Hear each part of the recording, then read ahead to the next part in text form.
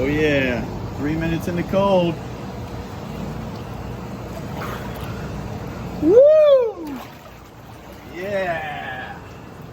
Shout out to my boy Gary Brecka doing that cold plunge challenge. So there's 3 minutes. I like to do a little mammalian face dive after that. And now dopamine levels 6 times higher for the next 6 hours, right? And there's never a time where that just doesn't feel awesome. Oh man, awesome.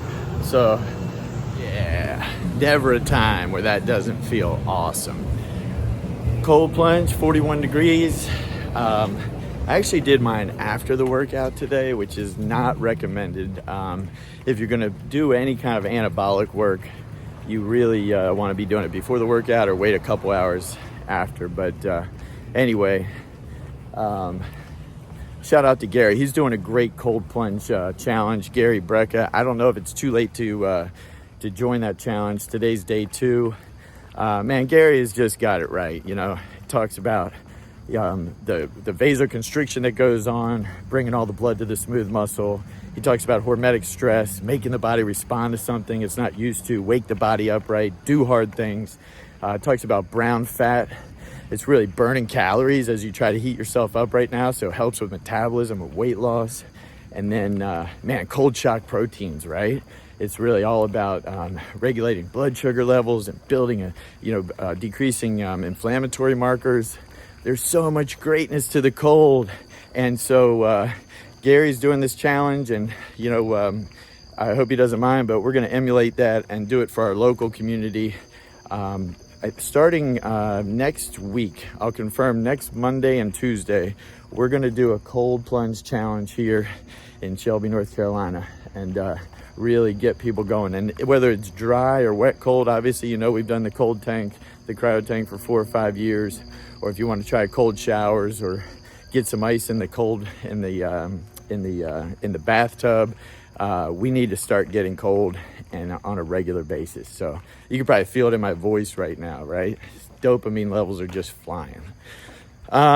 So shout out to Gary, and he's a great one. I've followed him for several years. Turns out I didn't even remember, but I went to chiro school with this guy back at National College of Chiropractic, and he was great friends with a buddy of mine, Mike Feinglass, who unfortunately lost his life back during school, or it passed away back during school. But these are authentic people. Gary and his wife, Sage, I got to meet her at this awesome mastermind, the Bio Boardroom out in Salt Lake City, or Park City, last weekend. Met just a slew of great people out there in our space. Really fortunate to be a part of this mastermind, and had the privilege of meeting Sage. And some of these influencers and people that are really blowing up out there and followed a good bit, they sometimes they're not the most genuine people up close and personal, and there's some maybe motives and so forth, but not Gary and Sage. They are humble, gracious, amazing people. And if you're not following Gary, check him out. He's runs the Ultimate Human podcast, and you can go Google and YouTube him, and he's got a wealth of information for us. Anyway, a few words of wisdom for today, and as we're thinking about things, just work on that dash, right? That dash is that dash between the year you were born and the year that ultimately you perish. And what do you really want that dash to stand for? Life is fucking hard. Go get it, right? We know that. And not everything's going to go your way. I love it. Kyle from iCryo, he talked about that quote from Tyson, everyone's got a plan until someone punches you in the face, right? And someone's going to punch you in the face every day just about in this world. And it's never about what happens. It's all about how you respond to it, right? So, but if you really have that dash figured out, and you really know what you want that thing to stand for long after you're gone, what would you say you want people to remember you for? Are you waking up and getting after that every day?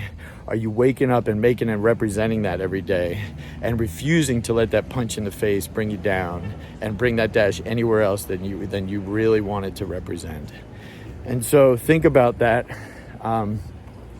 I remember my cousin Stacy read a poem called The Dash at my grandmother's funeral several years back, and it's always resonated with me. So, hey, get cold.